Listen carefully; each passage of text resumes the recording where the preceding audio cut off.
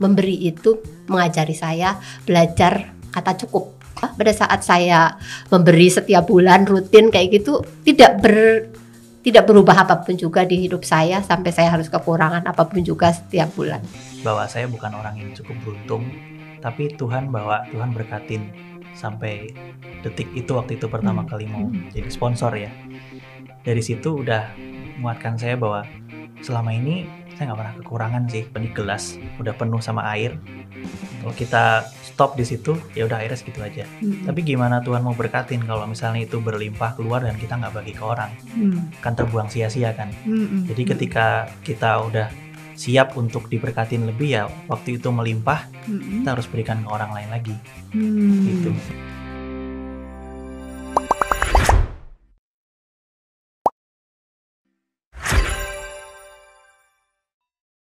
Halo semuanya, welcome to Wahana Visi Indonesia Podcast, Our Days to End Child's Poverty.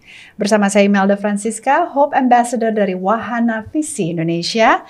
Dan bicara soal memberikan hati dan juga kasih untuk sesama, pastinya nggak lepas juga dari memberikan diri termasuk resources yang sudah Tuhan titipkan kepada kita semua.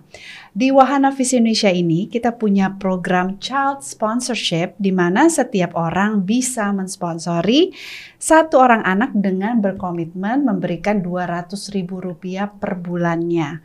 Dari sekitar 8.000 orang sponsor, saat ini berada dengan saya di hadapan saya, duduk bersama dengan 2 orang perwakilan sponsor yang sangat tentunya luar biasa dan juga menginspirasi. Nah, siapakah mereka? Nanti tentu kita akan ngobrol-ngobrol dan juga mencari tahu bagaimana mereka bisa menjadi sponsor child, menjadi sponsor dan juga inspirasi apa yang bisa kita dapatkan.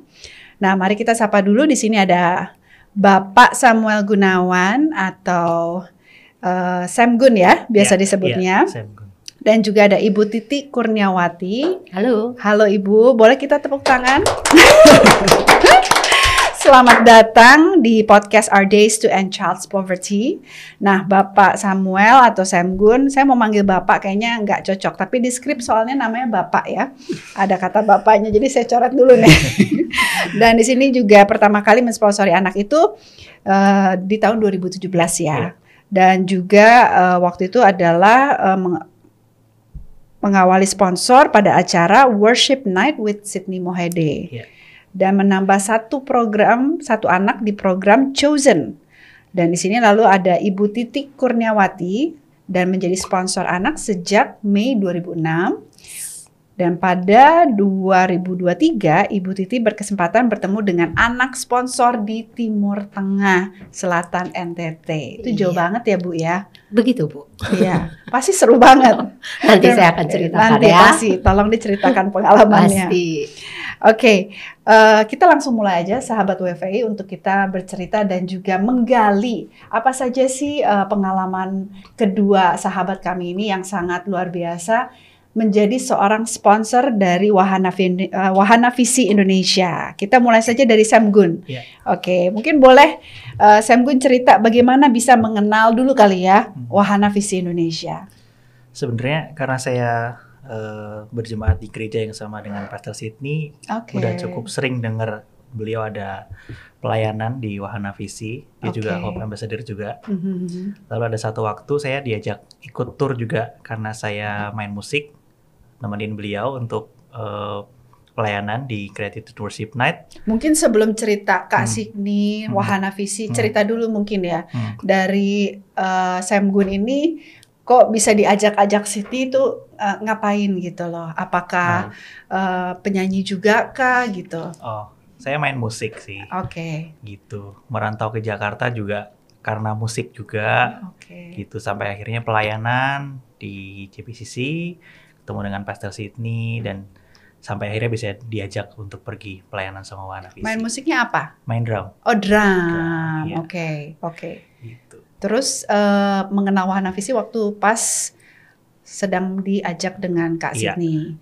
Hanya waktu pas di worship night saja kah? Atau dari sebelum-sebelumnya sudah? Sebelumnya udah pernah dengar tapi belum begitu ngerti detail programnya seperti apa. Dan segala macam gitu. Kalau Ibu Titi bagaimana? Kalau saya ini ceritanya sangat menarik nih. Bagaimana saya mengenal Wahana Visi ya. Jadi sekitar tahun 99 atau 2000 lah ya. Itu saya dapat panggilan kerja dari Wahana Visi Indonesia. Panggilan kerja. Panggilan kerja. Oke. Interview ya. Interview dulu. Interview dari Wahana Visi Indonesia. Sebenarnya pada saat itu jujur sekali saya tidak tahu ini Wahana Visi Indonesia apa. Saya hanya baca ada lowongan kerja di salah satu surat kabar. Waktu itu memerlukan fresh graduate, tidak punya pengalaman kerja, tapi punya background pertanian. Nah, saya ingat sekali penempatan waktu itu di Pulau Rote, NTT. Nah, Ibu sendiri adalah insinyur pertanian. Saya kebetulan backgroundnya memang pertanian. Oke. Jadi waktu itu saya apply Oke. dan dapat panggilan. Dapat panggilan. Tapi karena begitu tahu penempatan adalah di Pulau Rote, NTT, notabene saya anak bungsu, cewek, tidak punya pengalaman apa-apa, belum pernah bekerja sama sekali. Orang tua melarang untuk saya kerja di luar pulau. Ya udah sampai akhirnya berjalan dengan waktu, saya terus kerja di tempat yang sekarang ini saya masih aktif bekerja. Saya waktu itu masih kos di daerah Jakarta Barat. Saya bergereja itu di GKI. Tahun 2006, nah ada presentasi dari Wahana Visi Indonesia ke GKI tempat saya bergereja. Setelah itu mereka presentasi tentang sponsor anak. Baru pada saat itu saya ngeh. Oh ternyata ini Wahana Visi Indonesia. 7 tahun yang lalu gitu ya Bu ya? Kenapa? Baru enggak ini tahun 99 kan? Iya betul. Oke. Karena sepanjang itu saya kan sudah bekerja kan di tempat yang sekarang. Jadi saya udah nggak konsen lagi mencari tahu tentang apa Wahana Visi gitu. Sampai akhirnya itu tadi ada presentasi dari Wahana Visi Indonesia. Oh ini yang waktu itu saya pernah apply dan saya dapat panggilan. Wah menarik juga programnya. Akhirnya selepas ibadah selesai, ya saya tidak berpikir panjang lagi, saya langsung ambil keputusan. Pada saat itu saya langsung ngambil satu anak untuk saya sponsorin. Itu asal muasalnya. Nah itu tahun 2006 ya, artinya tahun ini nanti bulan Mei ya, bulan Mei 2024 itu saya genap 18 tahun menjadi bagian dari keluarga Wahana Visi Indonesia. Keren banget, 18 tahun. Nggak pernah berpindah ke lain NGO hati. Selalu milih Wahana Visi karena saking begitu punya kedekatan dan juga bagaimana Bu? Ya, mungkin karena ada historical tadi ya. Terus ya selama ini dari teman-teman Wahana Visi juga akan continue untuk entah itu chatting WA, email atau apapun juga. Jadi koneksi, komunikasi semuanya enak, merasa terhubung ya jadinya. Betul. Oke. Gitu. Wah, inspiring sekali Bu. 18 tahun itu bukan waktu yang singkat sebentar ya. Itu waktu yang sangat lama gitu. Nah, kalau dari Sam Gun sendiri apakah karena waktu konser itu bagaimana kok bisa tergerak hati untuk akhirnya saya mau sponsor a child gitu. Jadi saya ke Jakarta itu salah satunya karena putus sekolah. Saya berhenti kuliah, salah satunya karena emang biaya. Dan karena ada kesempatan untuk saya bisa punya karir di Jakarta, saya berangkat. Jadi ketika program ini diceritakan waktu itu, saya ngerasa bahwa sekarang Tuhan udah berkatin saya nih. Saya dulu orang yang gak beruntung. Saya pengen bantu anak yang mungkin juga siapa tahu pengen punya harapan yang dulu saya gak pernah dapet gitu. Jadi situ aja sih. Pikirnya bahwa mungkin kalau saya terlibat lebih jauh dari sekedar nemenin Pastor Sydney pelayanan, saya mau jadi sponsor juga. Ada anak-anak yang tadinya mungkin gak beruntung bisa jadi punya harapan aja. Punya harapan. Gitu. Oke. Wah keren. Tapi saat itu memang hanya program sponsor anak yang langsung terbesit atau sempat browsing dulu program yang lain atau bagaimana? Langsung program itu aku ingat. Langsung kayak panggilan dari hati ya? Iya. Kayak Tuhan ngomong gitu ya? Kita kan tur itu 4 kota ya. Oke. itu kota ketiga. Jadi kita udah pelayanan kota pertama, kota kedua, pas kota ketiga langsung mutusin hari ini aku mau jadi sponsor. Oh, oke. Hari Jadi ini kota juga pertama ketukannya ya lumayan ya. Mulai ngetop. Atau ketukan kedua lebih kencang lagi. Ya, temponya lebih cepat ya. Lebih cepat. Ketiga daripada sakit jantung langsung Udah, putusin ya. langsung saat itu juga. Oke. Nah mungkin boleh diceritakan anak sponsornya yang saat ini bersama dengan Wahana Visi, dari mungkin nama boleh, jenis kelaminnya, terus asalnya, terus apa aja mungkin tantangan yang mereka hadapi. Bagaimana mungkin dari para sponsor bisa berkomunikasi dengan anak-anak yang disponsorinya gitu. Dari aku dulu. Dari Ibu. mungkin dari Saya. Dari Ibu dulu. Oke. Anak sponsor saya sekarang ini laki-laki. Namanya Oke. Dede. Dede. Dede. Dede jadi Desember kemarin dia usianya baru 5 tahun. Jadi memang belum bersekolah. Waktu Agustus lalu saya berkesempatan ke TTS Timur Tengah Selatan. Saya ketemu langsung dengan si Dede ini kan. Ya memang anaknya karena masih kecil lah ya, jadi masih agak malu-malu, harus banyak kita pancing gitu kan. Tapi akhirnya dia cerita hobinya dia apa. Nah dia punya hobi itu senang banget bersepeda. Terus punya satu cita-cita yang luar biasa, menjadi seorang tentara. Oh, Iya, katanya kenapa menjadi seorang tentara gitu kan? Ya mau menjagain keluarga sama lingkungan tempat dia tinggal gitu. Ya, jadi saya ketemu langsung waktu itu, menyenangkan sih. Berarti langsung ketemu sama orang tuanya juga Iya, ya, Bu, ya? sama orang Oke. tuanya kita ngobrol-ngobrol, cerita tentang pekerjaan mereka, kehidupan keseharian mereka, terus keluarga dari Dede. Ya, semuanya Oke, intens oke. sekali waktu itu. Oke. Kalau dari Sam Good bagaimana? Aku yang pertama itu udah berganti anak tapi lupa namanya siapa karena masih baru ganti kan. Tapi yang chosen kemarin itu namanya Dela. Dela Selan, dia dari TTS juga kalau nggak salah. Dia umur 8 tahun. Yang menarik adalah dia milih saya untuk jadi sponsor waktu itu hanya karena lihat foto keluarga kami. Oh iya, karena kalau program Chosen itu bukan kita yang pilih anak, kita tapi dipilih. kita yang dipilih. Iya. Oke.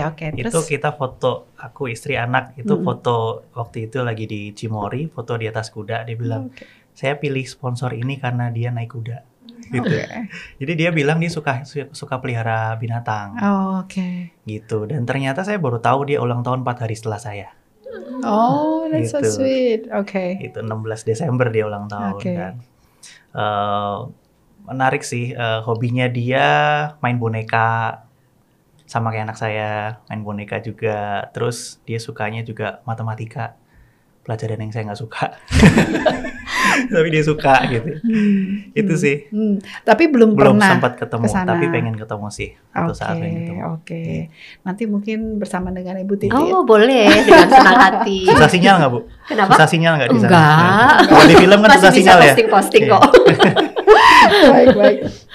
Nah, mungkin kan kalau kita bicara mengenai sponsor, ini kan adalah komitmen yang cukup panjang dan Ya. juga ya ketika kita mengambil keputusan untuk mengambil komitmen, oh kita mau sponsor a child, ada moral komitmen yang dimana kita juga harus berkelanjutan. Nah, banyak orang merasa memberi itu mengurangi apa yang mereka punya, kesenangan mereka. Bagaimana menurut dari Ibu dan Sam Gun tentang ya berkomitmen untuk terus memberi gitu. Oke. Saya Bagaimana dulu? Pak Nay? Oh. Boleh Oh, dari oke. Ibu dulu. Ada satu firman Tuhan mengatakan gini, bahwa lebih berbahagia memberi daripada Ya. menerima. Ya. Betul ya? Awalnya saya berpikir, oh berarti kalau memberi itu sesuatu yang baik, menerima itu sesuatu yang buruk gitu ya. Karena bagaimanapun juga namanya kita memberi itu pasti mengurangi dari sesuatu yang kita miliki gitu kan. Ternyata begitu saya pelajari ayat itu, saya menemukan bahwa ternyata bukan itu yang dimaksud. Yang dimaksud adalah kedua belah pihak itu sama-sama bahagia. Yang menerima itu berbahagia, Tapi yang memberi itu akan justru jauh lebih bahagia karena ada sukacita kita bisa membantu orang lain, betul ya? Nah, ada dua prinsip dasar sederhana lah sebenarnya menurut saya alasan saya memberi. Yang pertama itu memberi itu mengajari saya belajar kata cukup. Kadang kita lah sebagai cewek ya, kadang gini, apa benar saya harus beli baju nih? Sementara di lemari itu dilema yang sangat-sangat betul susah kan, pasti mengalami juga kan. Di lemari masih banyak loh baju. Bahkan ada yang belum sampai dipakai. sekarang belum dipakai atau baru dipakai 1-2 kali. Apa benar hanya karena untuk menyenangkan orang supaya saya terlihat cantik, terlihat lebih baik di mata orang, saya sampai harus bela-belain beli gitu kan? Itu satu. Terus yang kedua, ngafe kadang ya. Kalau kita mengikuti tuntutan zaman sekarang, pengennya itu di tempat ini ada kafe baru, keren. Wah, apa iya saya harus rutin ke kafe setiap minggu hanya untuk supaya saya bisa pamer-pameran posting seperti yang lain misalnya. Supaya orang melihat, wah keren nih, ngafe terus, nongkrong terus, punya gaya hidup yang oke gitu kan. Atau kadang saya berpikir, saya menggenggam uang, tapi emang saya perlukan uang itu semuanya gitu kan. Kadang hanya menyisihkan 100-200 ribu, apa iya membuat saya kekurangan setiap bulan? Kan enggak ya. Itu prinsip saya yang pertama. Jadi seiringnya waktu, akhirnya saya belajar merasa cukup dengan semuanya. Karena ternyata ada hal-hal yang lebih berharga dan bernilai untuk digunakan ketika kita memang membutuhkan. Bukan karena keinginan kita untuk terpenuhi. Jadi memang benar-benar itu kita perlukan, bukan karena keinginan diri sendiri atau bahkan menyenangkan orang lain gitu kan. Itu yang pertama, prinsip dasar atau prinsip sederhana saya tentang arti kata memberi. Terus yang kedua adalah memberi itu membuat saya belajar bahwa saya dapat privilege dari Tuhan. Privilege-nya apa? Saya dapat pemeliharaan janji Tuhan yang luar biasa ya.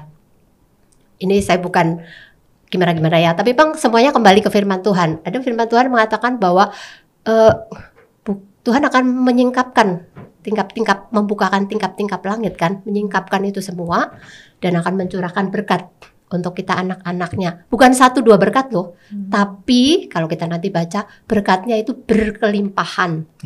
Ya, artinya saya tidak akan kehilangan apa-apa pada saat saya memberi. Saya justru mendapatkan satu kesempatan, wah luar biasa sih namanya dari Tuhan ya, udah dapat privilege Tuhan loh.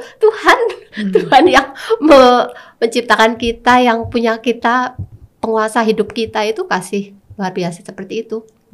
Jadi saya tidak kehilangan apa-apa pada saat saya memberi setiap bulan rutin kayak gitu, tidak berubah apapun juga di hidup saya sampai saya harus kekurangan apapun juga setiap bulan. Itu sih. Wah luar biasa Bu. Berarti kalau Ibu tadi merasa ini adalah kita belajar untuk cukup. Dan juga ini adalah privilege di mana Tuhan memberikan kita kesempatan untuk kita bisa memberkati. Dan juga kan orang percaya bahwa apa yang kita terima berkatnya itu, apakah Ibu rasakan secara materi berkat kembalian atau ada berkat dari Tuhan itu sukacita atau bagaimana Bu? Wah kalau berkat jangan kita lihat hanya dari sisi materi ya, banyak sekali. Kesehatan, sukacita, teman-teman, sahabat saya kenal, teman-teman Wahana Visi Indonesia ini menjadi satu berkat juga loh buat saya. Network semakin luas gitu ya. Ya, saya kenal Ibu Imelda yang selama ini wah Miss Indonesia. Sekarang sekarang di depan saya loh. Itu satu berkat juga ya. Jadi jangan mengidentikan satu berkat itu hanya dengan materi atau uang. Gitu sih. Thank you Bu untuk sharingnya. Dari kalau Sam Gun bagaimana? Mungkin kan masih keluarga baru, perantau gitu. Dengan memberikan berkomitmen dengan jangka panjang, ada orang ngapain sih gitu sekarang gitu. Nanti aja kalau udah sukses, udah besar gitu. Nah, kenapa berkomitmen dari umur yang masih sangat muda gitu? Mungkin balik ke itu ya, ingat bahwa saya bukan orang yang cukup beruntung, tapi Tuhan berkatin sampai detik itu waktu itu pertama kali mau jadi sponsor ya. dari situ udah menguatkan saya bahwa selama ini saya nggak pernah kekurangan sih. Walaupun saya awal berangkat ke Jakarta dengan kondisi yang nggak ideal gitu, tapi akhirnya Tuhan bisa berkatin gitu. Kenapa nggak kita jadi saluran berkat buat orang lain gitu. Saya percaya satu analogi di mana kalau di gelas udah penuh sama air, kalau kita stop di situ, ya udah airnya segitu aja. Tapi gimana Tuhan mau berkatin kalau misalnya itu berlimpah keluar dan kita nggak bagi ke orang, kan terbuang sia-sia kan. Jadi ketika kita udah siap untuk diberkatin lebih, ya waktu itu melimpah, kita harus berikan ke orang lain lagi, gitu. Dan jujur, Pastor Sydney sangat menginspirasi saya karena saya dapat privilege untuk kenal beliau secara personal. Suka datang ke rumahnya juga, dan saya melihat orang yang dengan platform yang dia punya, dia bisa mendatangkan begitu banyak keuntungan buat dia pribadi, tapi dia nggak pernah melakukan itu. Dia justru mengorbankan waktunya, mengorbankan tenaganya untuk kepentingan orang lain. Salah satunya dengan jadi Hope Ambassador di WPI ini. Jujur buat saya itu adalah tour yang seru, menyenangkan, tapi itu juga tour yang paling lelah. Karena kita bahkan pernah dalam 4 hari kita 4 pulau, Bu. Setiap pagi kita bangun jam 3, jam 4 pagi. Pindah kota, pindah pulau, dengan flight paling pagi, kadang delay, ada drama ini itu. Sampai sana itu secara fisik dan hati juga lelah gitu. Belum lagi nanti dengan persiapan yang mepet gitu. Jadi cuman kelihatannya aja waktu kita melakukan worship night itu kelihatannya bagus, tapi persiapan sebelum itu sangat melelahkan. Dan Pastor Sydney punya pilihan untuk gak ambil itu, tapi dia justru menginspirasi kita teman-teman semua untuk terlibat, gitu. Jadi saya melihat role model yang emang udah selesai dengan hidupnya, dia mementingkan kepentingan orang lain, gitu. Jadi saya juga mau jadi seperti beliau gitu. Jadi menjadi berkat bukannya di saat memang sudah ini, tapi ketika dalam keadaan apapun mengambil keputusan untuk bisa tetap menjadi berkat untuk orang lain. Dan Tuhan selalu cukupin sih. Itu Tuhan selalu cukupin. Kita aja manusia yang suka berpikir kita ini nggak cukup ya. Padahal Tuhan selalu mencukupi segala keperluan kita, baik secara materi ataupun non materi. Wow. Saya belajar banyak hari ini. Saya menginterview tapi saya banyak belajar. Semoga sahabat WFI juga banyak belajar. Dan mungkin saya mau nanya satu gitu ya, bahwa orang bilang udahlah nggak usah ribet-ribet bantuin orang, bantuin aja orang di sekitar kita gitu, misalnya keluarga gitu. Terus kenapa sih capek-capek mikirin sampai ke program dari Wahana Visi gitu. Tapi apa yang membuat dari Sam Gun sama Ibu Titi untuk saya mau terlibat di sponsor anak ini gitu? Mungkin dari Ibu Titi dulu. Saya dulu. Menurut saya, semua anak di Indonesia itu memiliki hak yang sama ya. Memiliki hak untuk gembira, untuk sukacita, untuk punya impian, harapan yang tidak dibatasin oleh apapun juga gitu ya. Tapi banyak ternyata dari anak-anak Indonesia yang karena situasi dan kondisi, hak yang mereka harusnya dapatkan itu mereka tidak miliki. Nah, menjadi sponsor anak ini menjadi salah satu cara ya. Ini salah satu cara untuk mengembalikan hak mereka yang hilang. Jadi itu yang pertama alasan saya. Yang kedua, masa depan bangsa Indonesia itu terletak di tangan anak-anak loh. Anak-anak yang punya sukacita, anak-anak yang penuh harapan, mau mengejar impian, tinggal di situasi yang kondusif, jauh dari yang namanya ketakutan. Itu saya percaya akan membentuk menjadi anak pribadi yang tangguh dan kuat. Akhirnya apa? Kalau mereka menjadi tangguh dan kuat, ya mereka akan bisa dengan mudah tentunya menghadapi tantangan hidup ini, mengejar impian mereka, dan akhirnya bisa memberikan andil yang positif bagi kemajuan dan kesejahteraan bangsa ini. Itu sih menurut saya. Ini bukan karena kita lagi mau kampanye ya kan Bu? wah, kayak lagi visi misi ini ke depan. Cocok Bu, cocok buat periode selanjutnya. Thank you Bu Titi. Kalau Mas Semgun gimana? Karena banyak anak di pelosok Indonesia ini nggak punya akses ya. Kalau mungkin kita di Pulau Jawa, bahkan di pelosoknya Pulau Jawa aja pasti ada pendidikan, ada sekolah, ada apa. Tapi di luar kan sangat kurang ya. Dan pengalaman dulu kalau sekolah, biasanya kalau ada teman yang datang dari timur, dari Papua kah, dari Ambon kah, pasti dia berprestasi. Biasanya pasti berprestasi, jago olahraga, di kelas pinter gitu. Ini yang dari Papua? Yang dari Papua gitu kan. Ya? Iya, sering sekali saya dari SD, SMP, SMA selalu punya teman yang datang dari timur. Dan berprestasi secara olahraga dan akademis. Jadi kalau kita ngelihat fakta bahwa di timur itu infrastrukturnya kurang, akses pendidikannya kurang, saya yakin pasti banyak anak-anak yang seperti teman-teman saya ini yang mereka pasti secara akademis juga cerdas, olahraga juga bagus, cuman nggak ada akses aja gitu. Jadi bagaimana kalau kita juga jadi saluran untuk bisa mereka punya akses dan punya harapan aja sih. Gitu. Thank you. Nah, mungkin last but not least gitu ya.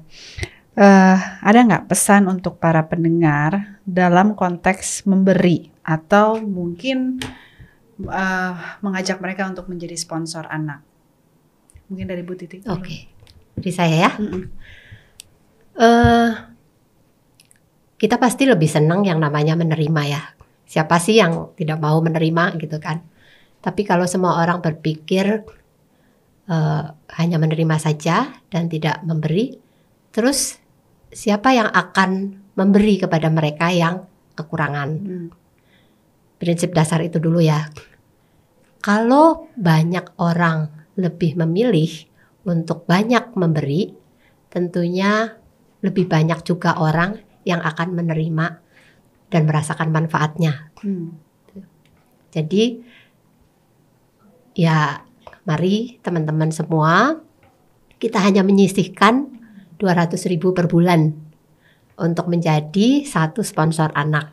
Satu sponsor anak itu bermanfaat untuk 4 anak lainnya. Bahkan sampai setelah anak bermanfaat ke keluarganya juga, akhirnya lingkungan dia tinggal, akhirnya lingkungan yang lebih besar lagi, dan akhirnya ujung-ujungnya semuanya adalah untuk Indonesia yang kita cintai. Itu sih. Wah, kasih. Karena 200.000 per bulan itu sama aja kayak kita pergi makan sekali ya kalau di Jakarta ya. Betul sekali. Starbucks 4 gelas.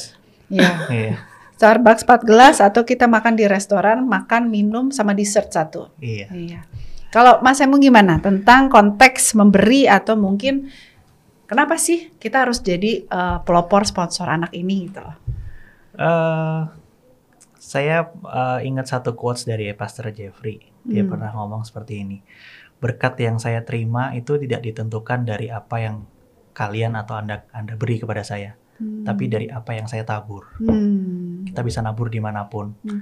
Dan menurut saya dari banyaknya pengalaman anak-anak yang disponsorin dan akhirnya jadi orang yang sukses, saya tahu saya menabur di tanah yang tepat. Salah satunya di Wahana Visi sih, gitu. Jadi jangan takut, jangan ragu-ragu, karena kita nggak pernah tahu, kita mungkin belum punya kesempatan untuk ketemu dengan anaknya, tapi kita percaya ketika kita dipertemukan dengan mereka, mau kita yang memilih atau dari program Chosen tersebut, pasti ada rencana Tuhan di situ. Kenapa kita yang dipilih untuk jadi saluran berkat buat mereka? Kenapa mereka yang kita pilih? Saya yakin pasti Tuhan punya rencana sih. Ya, salah satunya berada di podcast ini untuk menceritakan saluran berkat ini dan supaya bisa menginspirasi orang lain untuk tetap menjadi ikut bagian dalam sponsor child ini. Mungkin satu pertanyaan lagi ya, yang mungkin masih menggelitik lah di pikiran saya. Di mana kita saat ini baru saja melewati satu fase kehidupan di mana semua shutdown, semua stop gitu ya, waktu di zaman pandemi di tahun 2020. Di saat itu mungkin penghasilan dari begitu banyak industri harus juga turun atau stop sama sekali mungkin gitu. Nah, pernah nggak dihadapkan di dalam situasi pilihan, bagaimana? Apakah saya tetap bisa memberi ataukah saya stop dulu? Which sebenarnya nggak salah juga gitu. Tapi pengen tahu aja sih gitu dari Ibu Titik dan juga Mas Emgun saat-saat itu bagaimana gitu. Mungkin dari Mas Emgun dulu. Gantian ya, saya dulu. Iya, silakan. Jujur sangat berat karena saya kerja sebagai musisi. Pastinya kita nggak ada tour atau main dimanapun, stop, benar-benar stop. Ada ngajar tapi juga beberapa stop karena memang ngajar private itu emang harus face to face. Online sama sekali nggak efektif. Ya. Jadi banyak yang stop. Dan di saat pandemi juga anak saya lahir, di mana kebutuhan untuk lahiran, untuk susu, popok dan lain-lain pasti berat gitu ya. Dan jujur sponsor adalah salah satu yang hampir saya stop untuk sementara waktu. Tapi akhirnya setelah ngobrol sama istri, jangan deh, inget waktu saya dulu juga putus sekolah, pasti juga sedih. Bayangin orang di luar sana yang mungkin berharap sama kita yang jadi sponsor, tapi tiba-tiba stop, berhenti saat itu juga. Gimana perasaan dia, gimana perasaan orang tuanya. Jadi tetap berusaha. Ya salah satu cara mengatasinya ya mengubah gaya hidup. Apa yang kita bisa cut, kita cut. Yang penting untuk pendidikan, saya untuk sponsor saya tetap lanjutin. Jadi menjadi prioritas ya. Karena nantinya juga anak saya akan sekolah. Puji Tuhan sekarang udah sekolah. Dan ngerasain kita bisa menyekolahkan dia. Dia pulang dengan ada pelajaran baru hari ini, bisa cerita, itu kita seneng banget gitu. Jadi prioritas benar saat itu. Oke, thank you. Kalau Ibu bagaimana? Kalau dari saya ya, puji Tuhan ya, saya bukan berarti mengecilkan bidang lain atau industri lain atau seperti apa. So, seperti tadi yang Pak Samuel Gunawan ceritakan. Cuma memang karena saya di tempat kantor yang sekarang, ya puji Tuhan sekali lagi pada saat pandemi tidak ada apapun juga yang berubah. Pastilah yang namanya impact ada, tapi artinya ke karyawan memang pada saat itu menjadi prioritas untuk tetap ya tidak ada perubahan apa-apa. Jadi memang selama pandemi ya tidak ada perubahan juga, saya tetap berkomitmen untuk memberi sampai sekarang. Itu sih. Ya puji Tuhan ya, bukan berarti gimana-gimana. Memang di saat pandemi itu industri beda-beda sih ya Bu ya. Betul. Khususnya mungkin di industri entertainment dan musik khususnya memang cukup terpukul, dan luar biasa dari Semgun tetap berkomitmen dan menjadikan post daripada sponsor chart ini post yang prioritas Nggak gitu boleh kan, diganggu deh. postingnya gitu kan. Kita kan kalau tiap bulan ada posting-posting ya. Betul. Oke. Semoga dari apa yang diberikan hari ini, baik dari pengalaman, pelajaran hidup, dan juga tadi intisarinya kalau saya bisa rangkum dari Mas Semgun dan juga Ibu Titi adalah percaya bahwa Tuhan sudah menyediakan apa yang sudah menjadi bagian kita, dan tetap mempunyai hati untuk memberi, dan memberi itu tidak ditunggu-tunggu, tetapi dimulai saat ini juga, karena kita memberi bukan dari kekurangan, karena kita dari awal sudah dicukupkan oleh Tuhan. Dan saya bersyukur sekali bisa langsung mendengarkan dari dua sponsor yang luar biasa yang tentunya sangat menginspirasi kita semua. Baik, terima kasih untuk seluruh sahabat WVI yang telah mendengarkan podcast kami pada hari ini, dan saksikan kembali kami di podcast selanjutnya, Our Days to End Child Poverty, dan thank you bersama dengan saya Imelda Francisca. See you on the next episode.